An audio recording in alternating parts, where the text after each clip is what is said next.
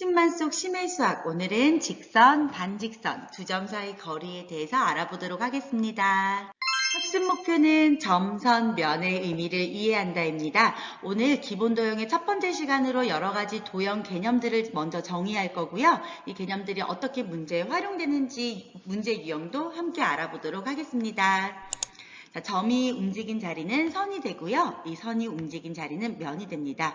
점, 선, 면은 도형을 구성하는 기본 요소입니다. 삼각형이나 원처럼 한 평면 위에 있는 도형을 평면 도형이라 부르고요. 삼각뿔이나 원기둥처럼 한 평면 위에 있지 않은 도형을 입체 도형이라고 합니다.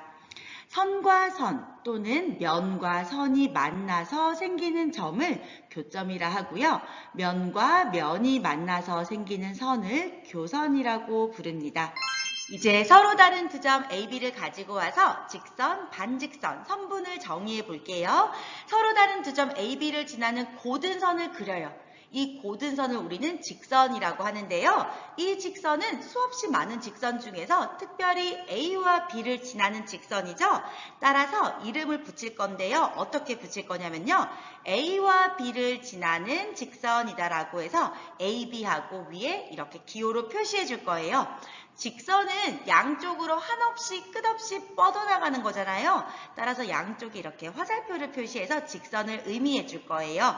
그런데 직선 AB나 B와 A를 지나는 직선이나 똑같죠? 따라서 직선 AB와 직선 BA는 같은 말이고요. 어떻게 써도 틀리진 않으나 우리는 보통 알파벳 순서대로 써주는 것을 더 선호합니다. 반직선 AB는 무엇이냐면요. 쉽게 생각하면 직선을 반으로 딱 잘랐을 때 한쪽 부분이에요. 직선은 양쪽으로 뻗어나가는데 가운데서 딱 자르면은 뻗어나가지 않는 부분이 생기죠. 그 부분을 출발점이라고 할 거예요. 반직선 AB라는 건 뭐냐면요. A에서 출발해서 B의 방향으로만 한없이 뻗어나가는 거예요. 따라서 기호로 쓸 때 나는 A에서 출발해 어느 방향으로? B 방향으로 이렇게 해서 AB하고 화살표를 표시해서 이렇게 반직선 기호를 쓰게 됩니다. 그런데 여러분, 반직선 BA는 뭐가 될까요? B에서 출발해서 A 방향으로 뻗어나가는 거죠? 지금 딱 봐도 반직선 AB와 반직선 BA는 다르죠? 따라서 반직선 BA는 어떻게 기호로 쓸 거냐면요. B에서 출발해서 A 방향으로 뻗어가 해서 반직선 BA 이렇게 쓸 거예요. 선생님, 저는 그냥 알파벳 순서대로 쓰고 싶어서 AB라 쓰고 화살표 방향을 반대로 할게요.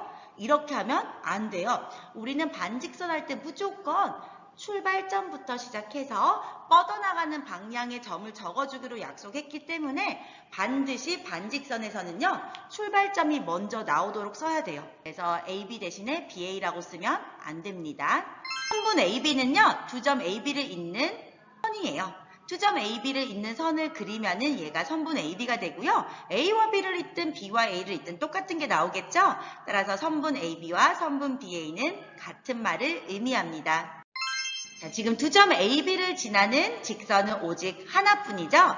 즉 서로 다른 두 점을 지나는 직선은 오직 하나뿐이고요. 직선의 결정 조건이라고 하는 것은요. 서로 다른 두 점이 있으면 이 두 점을 지나는 직선은 유일하게 오직 하나밖에 없다는 것입니다. 앞에서 정의한 직선, 반직선, 선분의 개념이 어떻게 문제로 출제되는지 볼게요. 직선 L 위에 세 점 ABC가 있어요. 옳은 것을 모두 고르라고 했어요. 자, 선생님이 8개의 보기를 다 하기 위해서 이렇게 보조선을 좀 그릴게요. 자, 1번은 직선 AB죠. A와 B를 지나는 직선이에요. AC는 A와 C를 지나는 직선이죠. 지금 그려보니까 두 직선이 같은 도형이죠. 정답입니다. 직선 BA는 B와 A를 지나는 직선. 직선 BC는 B와 C를 지나는 직선. 결국 양쪽으로 한없이 뻗어나가니까 똑같은 직선이 나오죠? 2번도 정답입니다. 3번 반직선 AB예요. 반직선은 조심해야 돼요. 출발점이 A고 B의 방향으로 뻗어나가는 직선의 일부분이죠. 반직선 AC는 A에서 출발해서 C 방향으로 뻗어나가는 직선의 일부분이에요. 그런데 그림을 결국 그리고 나니까 출발점이 같으니까 반직선 AB와 AC도 같은 도형이죠. 따라서 3번도 정답입니다. 4번 반직선 CA, C에서 출발해서 A 방향으로 뻗어나가는 직선의 일부분. 반직선 CB는 C에서 출발해서 B의 방향으로 뻗어나가는 직선의 일부분. 결국 두 반직선은 같은 거죠? 4번도 정답이에요. 5번 볼게요. 반직선 CA예요. C에서 출발해서 A 방향으로 뻗어나가는 반직선. 지금 노란 색깔로 표시된 부분이죠? 그런데 오른쪽에 있는 것은 직선 CA예요. C와 A를 지나는 직선이니까 양쪽으로 뻗어나가죠? 따라서 반직선과 직선은 같을 수가 없습니다. 선분 AB, A와 B를 잇는 직선의 일부분. 선분 BA는 B와 A를 잇는 직선의 일부분. 둘이 똑같죠? 6번 맞는 말이고요. 선분 AC는 A와 C를 잇는 직선의 일부분. 선분 BC는 B와 C를 잇는 직선의 일부분입니다. 둘이 어때요? 같지 않죠? 따라서 틀린 말입니다. 직선 BC는 B와 C를 지나는 직선. 그 직선과 직선 L은 결국 같겠죠? 따라서 8번도 정답이 됩니다. 이런 문제 유형을 풀 때는 선생님처럼 겹치지 않게 실제로 그림을 그려서 같은지 다른지 판별해보는 것이 실수를 줄일 수 있는 꿀팁입니다. 점 위에 5개의 점 A, B, C, D, E가 있어요. 이 중에서 2점을 이어 만들 수 있는 서로 다른 직선의 개수를 A, 반직선의 개수를 B라고 할 때 3A-B의 값을 구하라고 했어요. 구하라는 3A-B를 구하려면 우선 A와 B를 각각 구해야 되겠죠? 따라서 가장 먼저 서로 다른 직선의 개수를 먼저 구해볼게요. 자, 서로 다른 직선의 개수를 구할 건데 우선 A라는 점을 먼저 선택해서 A에서 그을 수 있는 서로 다른 직선을 한번 그어볼게요. 이렇게 4개를 그을 수 있겠죠? 한 점에서 그을 수 있는 직선의 개수는 자기 자신을 빼고 나머지 점인 4개가 있어요. 그런데 이런 점이 몇 개 있나요? 5개 있죠? 각 점에서 4개 그을 수 있는데 그런 점이 5개 있으니까 4 곱하기 5를 해요. 그런데 A에서 B를 지나는 직선과 B에서 A를 지나는 직선이 어때요? 일치하죠. 다시 말하면 2번 중복되어요. 따라서 중복되는 것을 나누어 주어야 되니까 나누기 2를 할 겁니다. 그러면 답은 10이 되겠죠? 이번에는 반직선의 개수를 구해볼게요. 자, A에서 출발하는 반직선은 총 4개가 나오죠? 따라서 한 점에서 그을 수 있는 반직선의 개수는 4개예요. 그런데 이런 점이 몇 개 있죠? 5개 있어요. 여기서 A에서 출발해서 B로 가는 반직선 AB와 B에서 출발해서 A로 가는 반직선 BA는 다르죠? 경우에는 중복되는 게 없어요. 그래서 답은 20개가 나옵니다. 내가 구해야 될 값은 3A-B이기 때문에 A에 10, B에 20을 대입하면 답은 10으로 구할 수가 있습니다. 2점 AB 사이 거리 구하는 방법에 대해서 알아볼게요. 서로 다른 2점 AB가 있어요. A와 B의 거리를 구하라고 했는데요. 태영이는 이렇게 걸어가면서 거리를 구했고요. 영국이는 이렇게 걸어가면서 거리를 구했어요. 그리고 지민이는 둥그랗게 걸어가면서 거리를 구했어요. 자, 누가 거리를 재느냐에 따라서 2점 사이 거리가 달라지면 안 되겠죠? 그래서 사람들이 생각을 했어요. 자, 2점 사이의 거리를 어떻게 약속하냐면요. 서로 다른 2점을 잇는 가장 짧은 선으로 하자라고 약속을 정했습니다. 다시 말하면 A와 B를 잇는 선분이 2점 사이 거리라고 약속을 한 거예요. 따라서 이 선분 AB는 2점 AB의 거리가 되고요. 즉 AB 사이 거리라고 하면 선분 AB의 길이가 됩니다. 이것을 기호로 어떻게 표시하냐면요. 그냥 선분 AB 이렇게 표시해줍니다.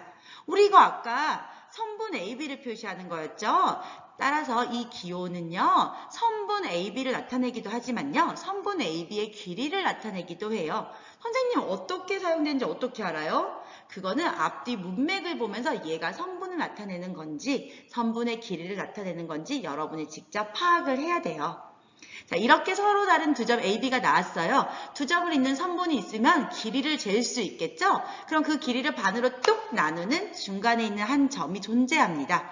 이 점을 우리는 선분 AB의 중점이라고 부를 거고요. 중점이라는 말은 선분 AB 길이를 반으로 뚝 나누는 거기 때문에 선분 AM의 길이와 선분 BM의 길이는 같게 됩니다.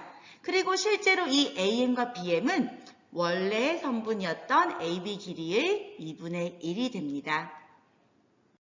두 점 사이 거리는 문제에서 어떻게 활용되는지 알아볼게요. 두 점 MN은 각각 선분 AB, 선분 MB의 중점이고 선분 AB의 길이가 20일 때 선분 AN의 길이를 구하라라고 했어요. 자, 지금 보면은 M이 선분 AB의 중점이라고 했어요. 다시 말하면은 M은 AB를 반으로 나누는 거예요. 선분 AM과 선분 MB는 각각 10이 되겠죠?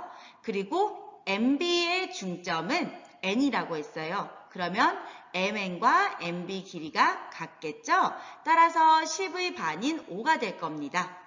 그러면 우리가 구하고자 했던 것은 AN의 길이기 때문에요. AN의 길이는 AM의 길이와 MN의 길이를 더하면 되기 때문에 10 더하기 5가 돼서 15 이렇게 구할 수가 있습니다.